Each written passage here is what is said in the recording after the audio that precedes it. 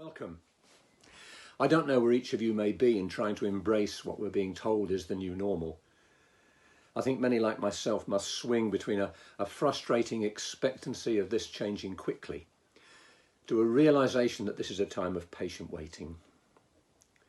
Last week my colleague and friend Alison spoke about our need to trust God, and I'd like to pick that theme up as we look at Psalm 131. It's a short psalm, so let me read it. Song of quiet trust, song of ascents of David. O Lord, my heart is not lifted up. My eyes are not raised too high. I do not occupy myself with things too great and too marvellous for me.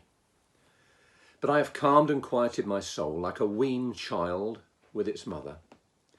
My soul is like the weaned child that's with me. O Israel, hope in the Lord, from this time on and forevermore. One of the most precious experiences in life is to quiet our soul in God's presence, to know his rest, his peace, his comfort. And God makes that available to us at all times, but we don't always avail ourselves of it. Psalm 131 is only 3 verses, but each verse has a simple and clear guidance for us to follow.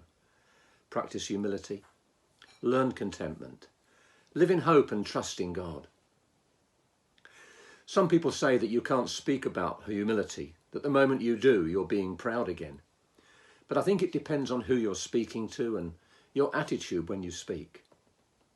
David isn't boasting about his humility to others.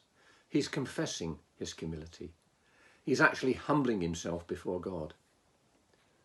I can only speak for myself when I say that the last few weeks of lockdown have taught me more about humility than I think I've ever learned throughout my life. The selfless acts of kindness that I'm sure we see all around us all help to make us more humble. And yet still the tensions remain in terms of anxieties and worries and fears within us and within our communities. This pandemic, a worldly pandemic, is beyond my comprehension. And this takes me to David's next words in his psalm. I do not occupy myself with things too great and too marvellous for me. There are things beyond our understanding.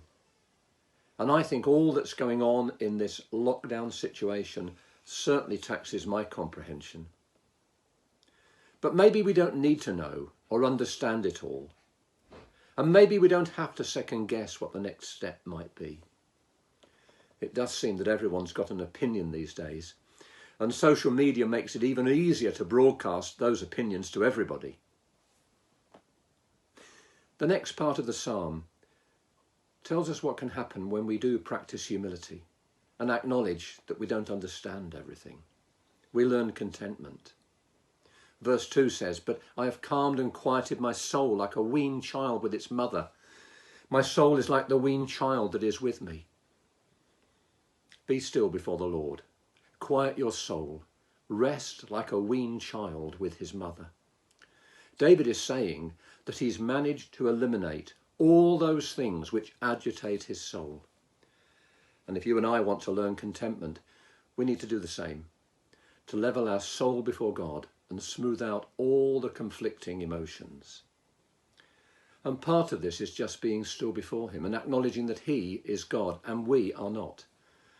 As Psalm 46 verse 10 says, be still and know that I am God. And hopefully, with the words of verse 3 ahead of us, O Israel, hope in the Lord from this time on and forevermore.